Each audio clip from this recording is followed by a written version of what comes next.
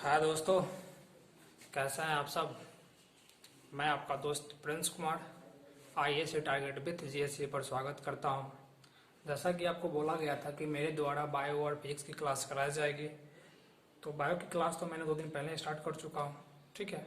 और आज से हम फिजिक्स पढ़ेंगे, जिसमें पहला चैप्टर हमारा आता है इलेक्ट्रोस्टैटिक्स, स्थिर वैद्युत की।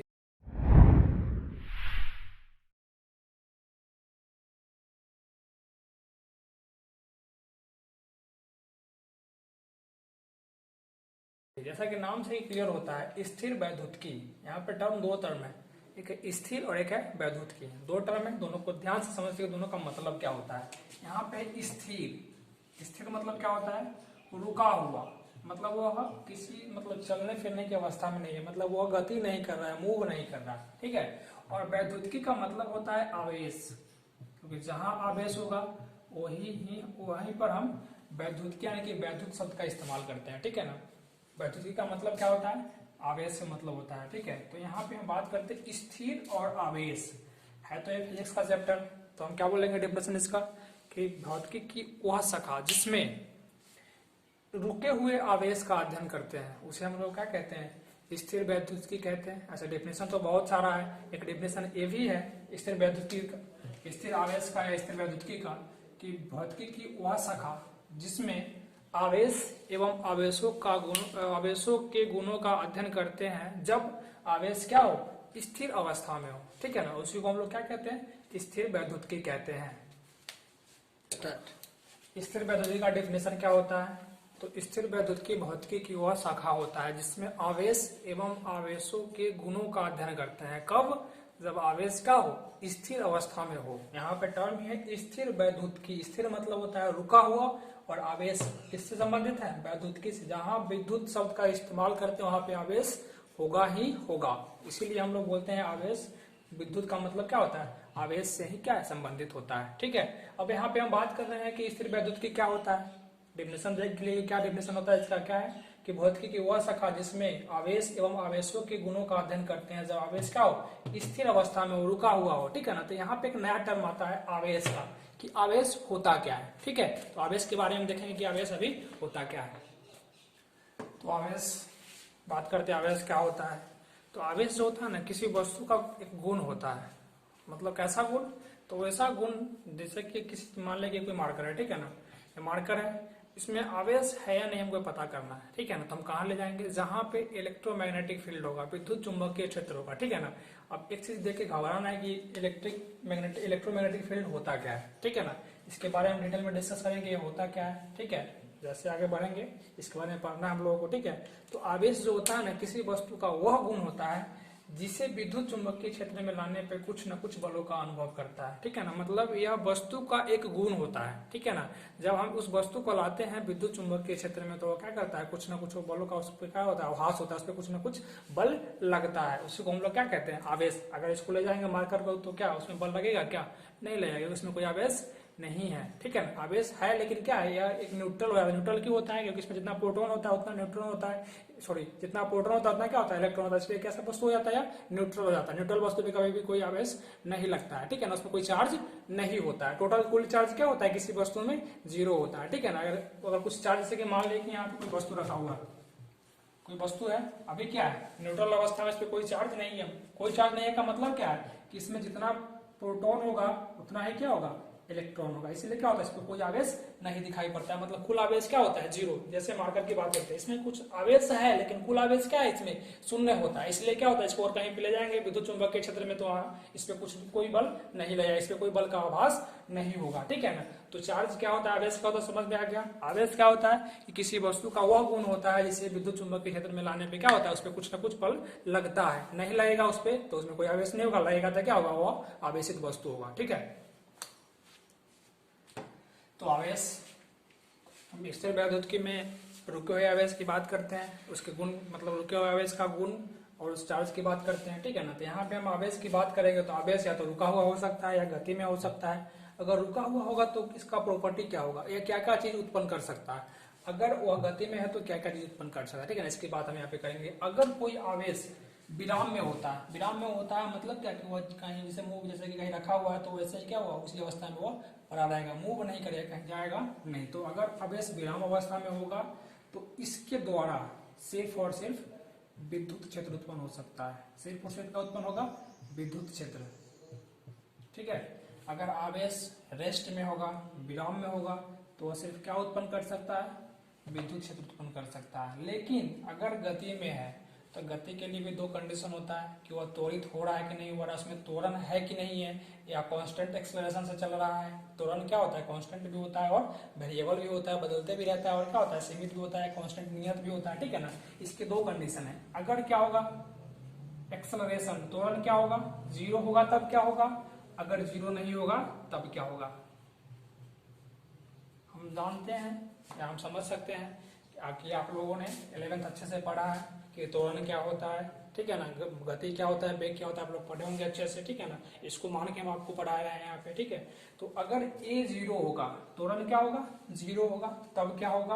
और ए अगर जीरो नहीं होगा तब क्या होगा? ठीक है ना, यहाँ पे जीरो होगा। तो अगर गति कर रहा है लेकिन क्या एक समान वेग से, मतलब वह कॉन्स्टेंटली क्या कर रहा है? जा रहा है कहीं पे, उसमें कोई त्वरण नहीं है। जब त्वरण कुछ नहीं होता है तब यह विद्युत क्षेत्र तो उत्पन्न करता है, साथ साथ क्या करता है? यह चुंबकीय क्षेत्र भी उत्पन्न करता है। विद्युत क्षेत्र के साथ साथ यह चुंबकीय क्षेत्र भी क्या करता है? उत्पन्न करता है। ठीक है,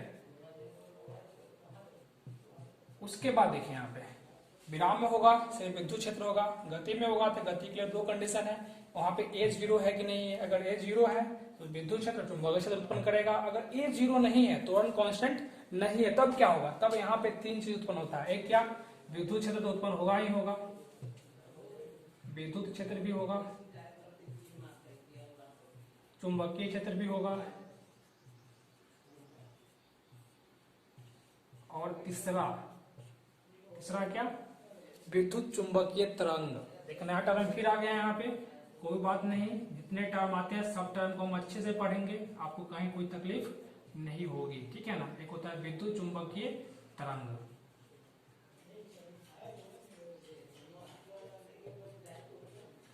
तो अगर हम बात करते हैं यहाँ पे एक बार फिर से रिकॉल कर लेते हैं इस चीज को। आवेश विराम में होगा तो सिर्फ विद्युत क्षेत्र उत्पन्न करेगा। ठीक है, गति में होगा तो गति में दो कंडीशन, ए जीरो होगा तो विद्युत क्षेत्र चुंबकीय क्षेत्र उत्पन्न करेगा। ठीक है ना, चुंबकीय क्षेत्र और विद्युत क्षेत्र दोनों उत्पन्न करेगा। अगर ए जीरो नहीं है उस कंडीशन में विद्युत क्षेत्र भी, चुंबकीय क्षेत्र भी, और इसमें ऐड हो जाता है विद्युत चुंबकीय तरंग। ठीक है ना, यहाँ से क्वेश्चन बहुत बार पूछा गया एग्जाम में कि कोई वस्तु स्थिर अवस्था में है तो वह क्या उत्पन्न कर सकता है? विद्युत क्षेत्र, चुंबकीय क्षेत्र, विद्युत चुंबकीय तरंग, या तीनों। तब क्या बोलिएगा आप लोग कि सिर्फ और सिर्फ विद्युत क्षेत्र करता है। अगर यहाँ पे यहाँ से दो तीन क्वेश्चन बन जाता है। क्या बनेगा? पहला क्वेश्चन सुनिए कि कोई आवेश एक समान त्वरण से या एक समान वेग से क्या कर रहा है? एक समान वेग से गति कर रहा है। ठीक है ना, तो उस समान वेग का मतलब क्या कि वहां पे त्वरण क्या है? जीरो। वेग समान मतलब त्वरण क्या? जीरो। अगर वेग असमान, वेरिएबल है, यूनिफॉर्म नहीं, नॉन यूनिफॉर्म है, तो क्या होगा? वहां पे ए जीरो नहीं होगा, वहां पे क्या होगा? कुछ ना कुछ त्वरण होगा। ठीक है ना, तो क्वेश्चन कैसे पूछा जाएगा? ध्यान से सुनिएगा कि अगर कोई आवेश एक समान वेग से गति कर रहा है तो वह क्या उत्पन्न कर सकता है? एक समान वेग मतलब ए क्या? जीरो। तो वह विद्युत क्षेत्र भी करेगा और चुंबकीय क्षेत्र भी करेगा। तीसरा क्वेश्चन फिर कहेगा कि कोई आवेश अगर असमान, मतलब क्या? असमान वेग से गति कर रहा है, मतलब उसका वेग क्या है? बदल रहा है। बदलने का कारण कौन होता है? तो त्वरण होता है। मतलब त्वरण कुछ ना कुछ होगा वहां पे, त्वरण जीरो नहीं होगा। अगर वेग बदल रहा है मतलब त्वरण जीरो के बराबर नहीं होगा। उस कंडीशन में क्या होगा? विद्युत क्षेत्र भी उत्पन्न करेगा, चुंबकीय क्षेत्र भी, और विद्युत चुंबकीय तरंग भी उत्पन्न करेगा। इसको आप अपने फिंगर टिप्स कर लीजिएगा, एकदम अच्छे से याद कर लीजिएगा कि यहाँ से कोई क्वेश्चन पूछे तो आपसे बन जाना चाहिए। ठीक है, तो यहाँ पे हम बात करते हैं कोई परमाणु। ठीक है ना, कोई परमाणु ले लीजिए, कोई छोटा सा परमाणु जानते हैं क्या होता है? ठीक है ना, एक परमाणु ले लीजिए। परमाणु में क्या क्या होता है पता है आपको? परमाणु में तीन चीज होता है, तीन उसके बेसिक यूनिट होते हैं, इलेक्ट्रॉन, न्यूट्रॉन और प्रोटॉन। ठीक है, इलेक्ट्रॉन, न्यूट्रॉन और प्रोटॉन आपको पता, हम जानते हैं, हम समझ के चलते हैं कि आपको पता है कि इलेक्ट्रॉन कहाँ होता है, प्रोटॉन कहाँ होता है, न्यूट्रॉन कहाँ होता है। नहीं पता है, एक मिनट देख लीजिए कि कहाँ कहाँ होता है। मान लीजिए परमाणु है, परमाणु के बीच में क्या होता है? नाभिक होता है, इसके चारों ओर क्या होता है? कक्षा होता है। ठीक है ना, तो हम बात करते हैं प्रोटॉन की, तो प्रोटॉन कहाँ पे होता है? तो इसके नाभिक में होता है, ठीक है। और न्यूट्रॉन भी कहाँ होता है, तो इसके नाभिक में ही होता है, ठीक है। और इलेक्ट्रॉन कहाँ होता है, तो इसके चारों ओर जो कक्षा होता है इस नाभिक के, उस कक्षा में क्या होता है, इलेक्ट्रॉन चारों ओर चक्कर काटते रहता है, ठीक है। पता चल गया कि कहाँ कहाँ क्या होता है परमाणु में। नाभिक में प्रोटॉन, न्यूट्रॉन, इलेक्ट्रॉन कहाँ पे होगा, तो उस परमाणु के कक्षा में क्या होते हैं, इलेक्ट्रॉन होते हैं। नाभिक में क्या होते हैं, प्रोटॉन प्लस न्यूट्रॉन होते हैं, ठीक है। समझ में आ गया इस चीज को। अब हम कोई परमाणु की बात करते हैं। परमाणु में क्या 3 बेसिक यूनिट होते हैं। पहला कौन सा है, इलेक्ट्रॉन, न्यूट्रॉन, प्रोटॉन। यहाँ पे कुछ दिया हुआ है, इलेक्ट्रॉन का आवेश कितना होता है, ठीक है। तो इलेक्ट्रॉन का आवेश QE, आवेश को हम Q से डिनोट करते हैं। और किसका है, इलेक्ट्रॉन का इसे क्या लिखते हैं यहाँ पे, QE लिखते हैं, जो कितना होता है 1.6 इंटू 10⁻⁻19 कूलम। मतलब यहाँ माइनस लगा हुआ, मतलब इलेक्ट्रॉन का आवेश कैसा होता है, नेगेटिव की पॉजिटिव। इलेक्ट्रॉन पे आवेश जो होता है वो नेगेटिव होता है, ठीक है, नेगेटिव होता है। और कितना होता है 1.6 इंटू 10⁻⁻19 कूलम होता है, ठीक है ना। वैसे ही मास ऑफ इलेक्ट्रॉन, इलेक्ट्रॉन का कुछ मास द्रव्यमान भी होता है, उसका कुछ ना कुछ भार होता है। कितना होता है 9.1 इंटू 10⁻31 kg, ठीक है। कितना होता है 9.1 इंटू 10⁻31 kg होता है। किसका, मास ऑफ इलेक्ट्रॉन, मतलब इलेक्ट्रॉन का द्रव्यमान होता है, ठीक है। उसी तरह से न्यूट्रॉन का भी कुछ आवेश होगा, ठीक है ना। तो न्यूट्रॉन में कोई आवेश नहीं होता है। न्यूट्रॉन नाम है न्यूट्रॉन, मतलब न्यूट्रल हो जाए। न्यूट्रल मतलब क्या, उदासीन, इसमें कोई आवेश नहीं होता है। कितना आवेश होता है इसका, न्यूट्रॉन का, तो आवेश इसका होता है 0, ठीक है। अब बात करते हैं द्रव्यमान का, कि न्यूट्रॉन का द्रव्यमान कितना होता है। न्यूट्रॉन का द्रव्यमान किसके बराबर होता है, प्रोटॉन के द्रव्यमान के बराबर। जितना प्रोटॉन का द्रव्यमान होगा उतना ही किसका द्रव्यमान होगा, न्यूट्रॉन का भी द्रव्यमान होगा, ठीक है। अगला आता है प्रोटॉन। प्रोटॉन का आवेश जो होता है वह क्या होता है, पॉजिटिव, और इलेक्ट्रॉन का क्या होता है, निगेटिव। बस इलेक्ट्रॉन और प्रोटॉन में सिर्फ इतना ही फर्क है कि इलेक्ट्रॉन का आवेश क्या होता है, ऋणात्मक होता है, जबकि प्रोटॉन का आवेश कैसा होता है, धनात्मक होता है, ठीक है। और कितना होता है, तो इलेक्ट्रॉन के आवेश के बराबर होता है। मतलब यहाँ भी 1.6 इंटू 10⁻⁻19 कूलम था, और यहाँ भी कितना है 1.6 इंटू 10⁻⁻19 कूलम ही है। फर्क क्या है कि प्रोटॉन प्लस होता है, धनावेशित होता है, और इलेक्ट्रॉन क्या होता है, ऋणावेशित होता है, ठीक है ना। अब बात करते हैं मास ऑफ प्रोटॉन। प्रोटॉन के द्रव्यमान की बात करते हैं, तो कितना होता है 1.673 इंटू 10⁻⁻27 kg होता है, ठीक है। प्रोटॉन का द्रव्यमान कितना होता है 1.673 इंटू 10⁻⁻27 किलोग्राम होता है, ठीक है। अब यहाँ पे एक डाटा लिखे हैं कि मास ऑफ प्रोटॉन जो होता है वह 836 गुना ज्यादा होता है, किससे, मास ऑफ इलेक्ट्रॉन से। मतलब कि अगर प्रोटॉन के द्रव्यमान की बात करें, ठीक है ना, मान लेते हैं कि एक प्रोटॉन एक न्यूट्रॉन है, ठीक है। मान लें कि ए, दो चीज यहाँ पे, एक पेन एक मार्कर है, तो आपको पता है कि प्रोटॉन का द्रव्यमान इलेक्ट्रॉन से ज्यादा होता है, इलेक्ट्रॉन प्रोटॉन, ठीक है। तो अगर हम बात करते हैं कि प्रोटॉन का द्रव्यमान इसके अपेक्षा में कितना होगा, मतलब इलेक्ट्रॉन के अपेक्षा में कितना ज्यादा होगा, ठीक है ना। तो प्रोटॉन का द्रव्यमान जो होता है वो 836 गुना ज्यादा होता है, किसके द्रव्यमान से, इलेक्ट्रॉन के द्रव्यमान से। हम ऐसे भी बोल सकते हैं कि mass of proton nearly equal to 800 mass of electron, ठीक है। ऐसे भी याद कर सकते हैं। ये डाटा अगर नहीं विश्वास हो सकता, आपको नहीं विश्वास है कि ऐसा नहीं होता है, तो आप क्या कर सकते हैं, यहाँ से आप दोनों को तुलना कर सकते हैं, ठीक है। दोनों को डिवाइड करके देखिएगा कितना गुना आपको क्या होगा, मास ऑफ इलेक्ट्रॉन कम होगा, किसके अपेक्षा में, प्रोटॉन के अपेक्षा में, ठीक है। अगर अप्रोक्सीमेटली लगभग बात करें तो मास ऑफ प्रोटॉन जो क्या होता है 800 गुना ज्यादा होता है मास ऑफ इलेक्ट्रॉन से, ठीक है। ये जो भी डाटा आपको दिया गया है, डाटा का इस्तेमाल हम लोग पूरे चैप्टर में करेंगे। आप सारे डाटा को याद कर लीजिएगा कि इलेक्ट्रॉन का द्रव्यमान कितना होता है, इसका मास कितना होता है, न्यूट्रॉन का कोई द्रव्यमान होता है, सॉरी इसका कोई आवेश नहीं होता है, आवेश कितना होता है इसका 0 होता है। अगर मास की बात न्यूट्रॉन का, तो प्रोटॉन के द्रव्यमान के बराबर होता है। फिर प्रोटॉन का आवेश इलेक्ट्रॉन के आवेश के बराबर, लेकिन क्या इलेक्ट्रॉन नेगेटिव होता है, प्रोटॉन क्या होता है पॉजिटिव, ठीक है। ऐसे याद कर लेना है। फिर मास ऑफ प्रोटॉन याद कर लेना है, ठीक है ना। और इसको भी आप याद कर लीजिएगा, क्योंकि आपको कैलकुलेशन करने में बहुत क्या होगा, बहुत जब न्यूमेरिकल बनाएंगे तो इसका इस्तेमाल से हम लोग क्या कर सकते हैं, न्यूमेरिकल को आसान बना सकते हैं। न्यूमेरिकल जब बनाएंगे तो क्या होगा, हमको बनाने में आसानी हो सकती है। इसलिए जितने भी डाटा आपको दिए गए यहाँ पे सबको आप याद करके रखिएगा, ठीक है ना। अब बात करते हैं आवेश कितने प्रकार के होता है, ठीक है ना। तो आवेश 2 प्रकार के होता है, जैसा कि आप जानते हैं, धन आवेश और ऋण आवेश। अब कैसे जानते हैं कि धनावेश क्या है और ऋणावेश क्या है, ठीक है ना। तो बहुत लंबी कहानी जो आपसे नहीं भेजा कि धनावेश किसको कहा गया, ऋणावेश किसको कहा गया, ठीक है ना। बहुत लंबी कहानी, उसको हम यहाँ पे चर्चा नहीं करेंगे। वो हमारे एग्जाम के भी उसे कुछ नहीं, क्या वो इंपोर्टेंस है नहीं, उसके कोई महत्व नहीं है, महत्वहीन है, ठीक है ना। हम बात करते हैं आवेश दो प्रकार का होता है, धनावेश पॉजिटिव चार्ज, ऋणावेश नेगेटिव चार्ज, ठीक है।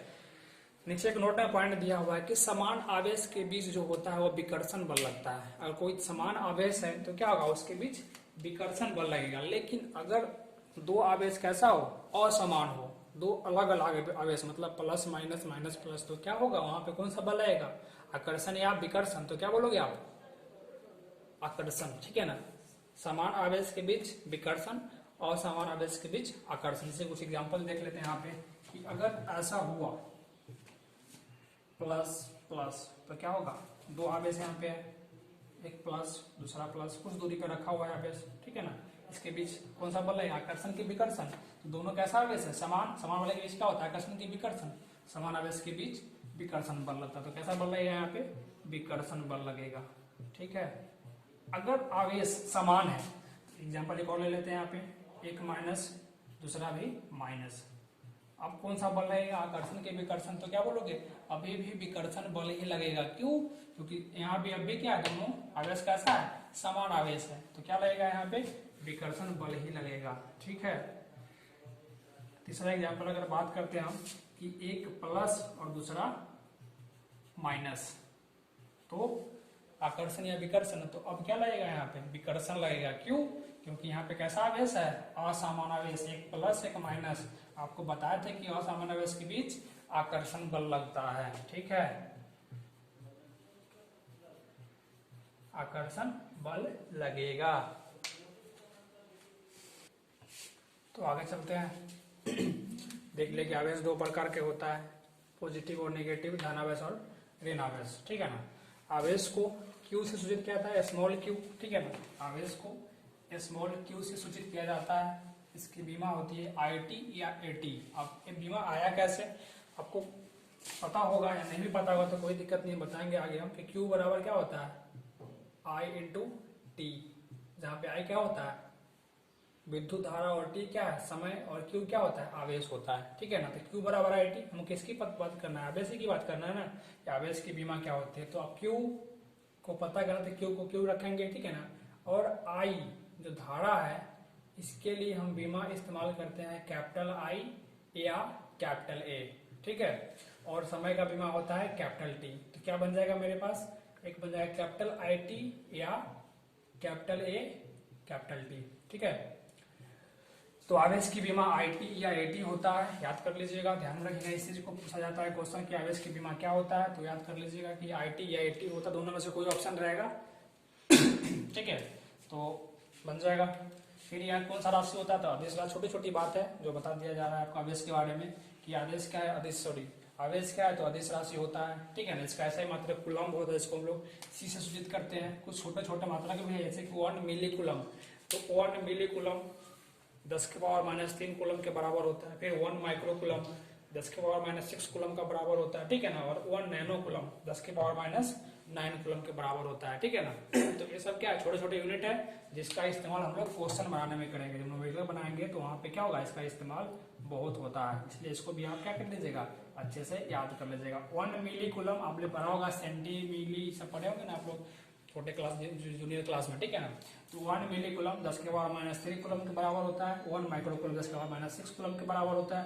और 1 नैनो कूलम 10 के पावर माइनस 9 कूलम के बराबर होता है, ठीक है ना। और यहाँ से अगला पॉइंट जो है, यहाँ से लगभग बहुत बार ऑब्जेक्टिव क्वेश्चन पूछा गया है कि एक ESU बराबर क्या होता है, ठीक है ना। इसको हम लोग स्टैट कूलम भी कहते हैं। आपसे पूछा है कि एक स्टैट कूलम या एक ESU बराबर क्या होता है, तो आपको ध्यान रखिएगा आप इस बात को कि स्टैट कूलम या ESU जो होता है वो क्या होता है, आवेश का CGS मात्रक होता है। SI मात्रक कूलम्ब होता है और CGS मात्रक क्या होता है, स्टैट कूलम्ब या ESU। और यहाँ से पूछा गया है कि एक ESU बराबर कितना होता है, तो कितना होता है 3.36 × 10⁻⁻36 कूलम्ब होता है, ठीक है। तो ये आपका कुछ हो गया छोटा छोटा पॉइंट जिसको आपको याद करना है। इसमें क्या याद करना है, तो इसकी बीमा क्या होती है, ठीक है ना। 1 माइक्रोकुलम, 1 मिलीकुलम, माइक्रोकुलम, नैनोकुलम बराबर कितना होता है, और सबसे इंपॉर्टेंट चीज कि 1 ESU या 1 स्टेट कुलम बराबर कितना होता है, इसको आपको याद रखना है। ठीक है, तो आज के लिए इतना ही। अगले क्लास में हम पढ़ेंगे कि आवेश का गुण, आवेश के कितने गुण होते हैं, आवेश की प्रॉपर्टी, चार्ज की बात करेंगे कि चार्ज की प्रॉपर्टी क्या होती है, कैसी होती है। ठीक है, उसकी डिस्कस करेंगे। ठीक है, तो अगर दोस्तों ये वीडियो आपको अच्छा लगा है या अगर आपको मुझसे पढ़ना अच्छा लगता है तो इस वीडियो को क्या करें, लाइक करें, सब्सक्राइब करें और अपने दोस्तों को शेयर करें। Thank you. हो गए।